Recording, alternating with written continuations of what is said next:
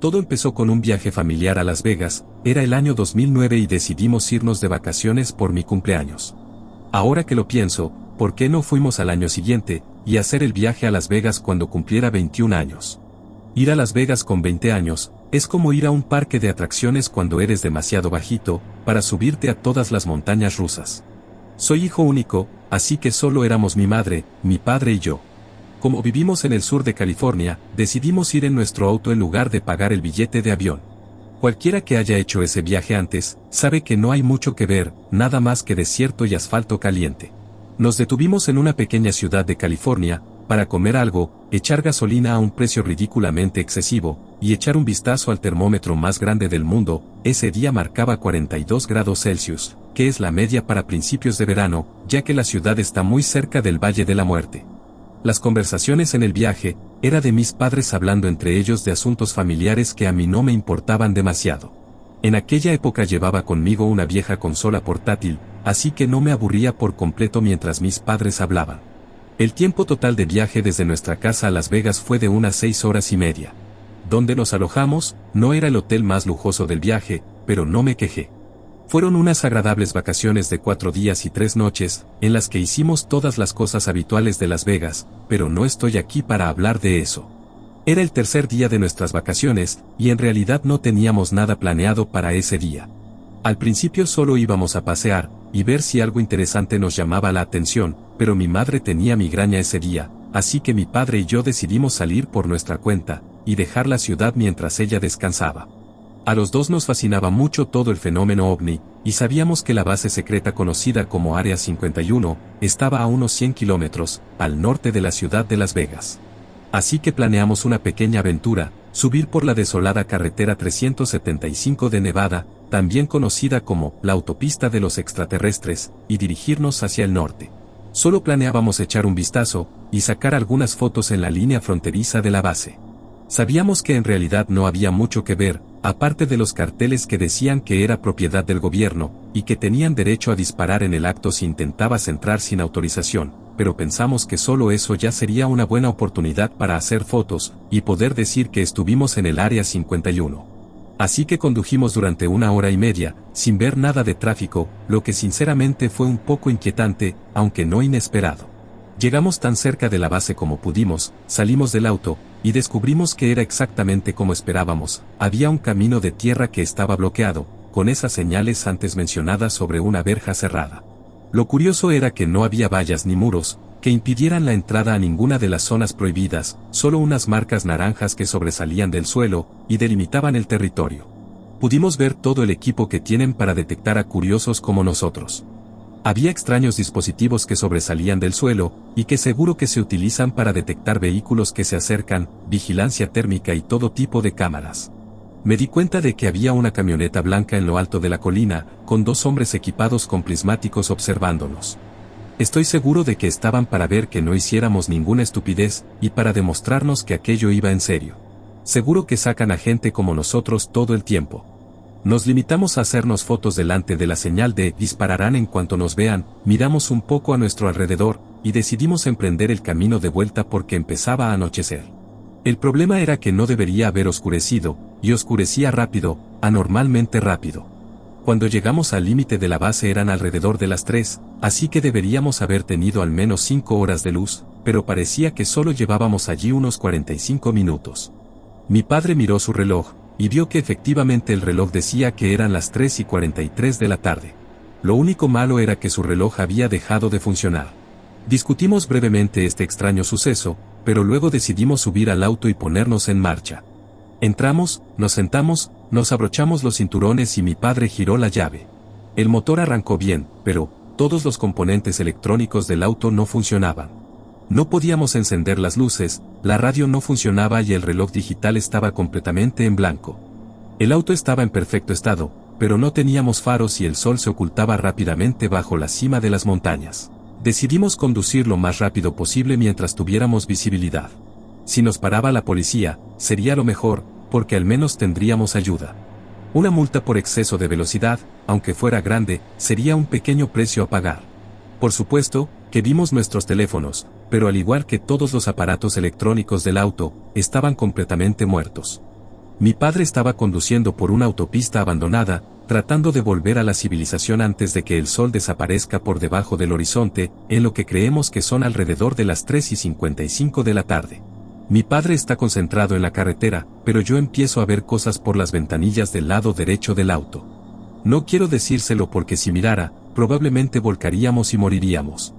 Honestamente, no puedo decir lo que estaba viendo. Había rayos de luz de diferentes colores, cosas que parecían fuegos artificiales que implosionaban en lugar de explotar en absoluto silencio, algunas luces pulsantes muy grandes que se balanceaban de un lado a otro en el cielo, y otras cosas que mi vocabulario simplemente no puede expresar.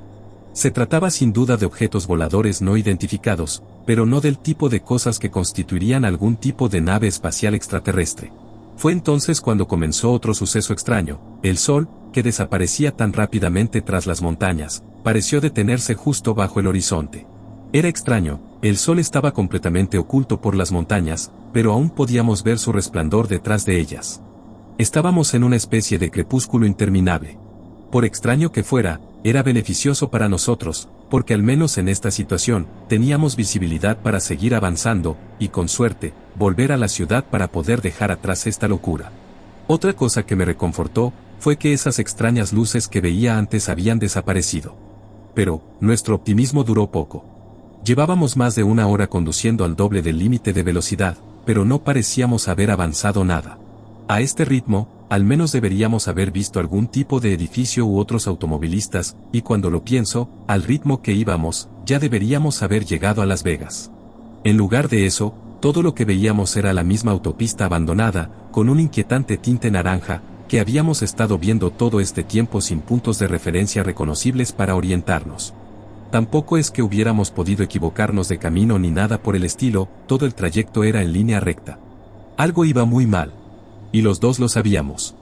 Seguimos avanzando por esta carretera, aparentemente interminable sin que el tiempo nos acompañara, pero entonces, por fin vimos algo que era diferente. A lo lejos pudimos ver algo grande bloqueando la carretera en ambos carriles. Al acercarnos, identificamos la obstrucción como varios vehículos grandes estacionados lateralmente. Era un aparente bloqueo militar. Había 2 camionetas grandes, y un único vehículo de transporte de tropas.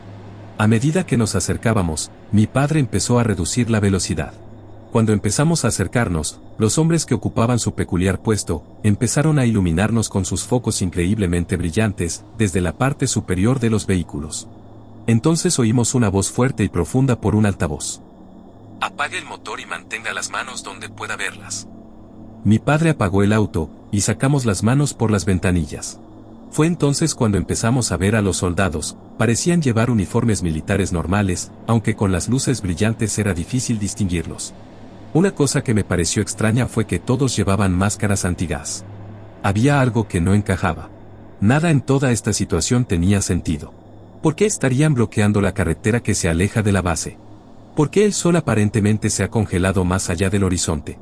¿Y qué eran esas luces que había estado viendo? He contado 6 soldados de estatura y complexión variables. Todos parecían llevar rifles de asalto, como era de esperar, pero había algo en ellos que parecía extraño, acentuado por las máscaras antigas. Se nos acercó un soldado a cada lado del auto.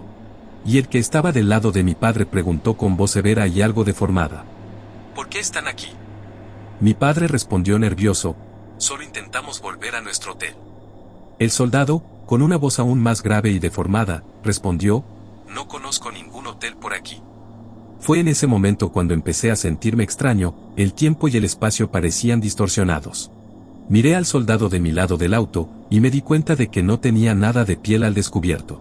Le miré fijamente a los ojos y, de repente, en mi mente aparecieron miles de imágenes a la vez, acompañadas de una cacofonía de sonidos que bombardeaban mis oídos desde el interior.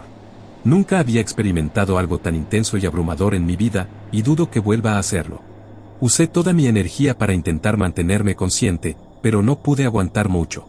Al día siguiente era de madrugada, el sol se había puesto y salido como siempre, y mi padre y yo recuperamos la conciencia juntos. Seguíamos en nuestro auto, pero, ahora todos los componentes electrónicos funcionaban correctamente. Estábamos girando por la calle que lleva a nuestro hotel. Parecía como si mi padre hubiera conducido todo el camino de vuelta sin acordarse de nada. Me dijo que había tenido una experiencia similar a la mía, y que también había perdido el conocimiento, más o menos al mismo tiempo que yo. El reloj del auto marcaba las 6:18 de la mañana, mi padre comprobó su reloj para confirmarlo, pero marcaba la 1:15 como hora. Llevaba más de 5 horas y media de retraso, pero volvía a funcionar. No sabíamos qué decirnos, ninguno de los dos estaba cerca de comprender lo que había ocurrido aquella noche.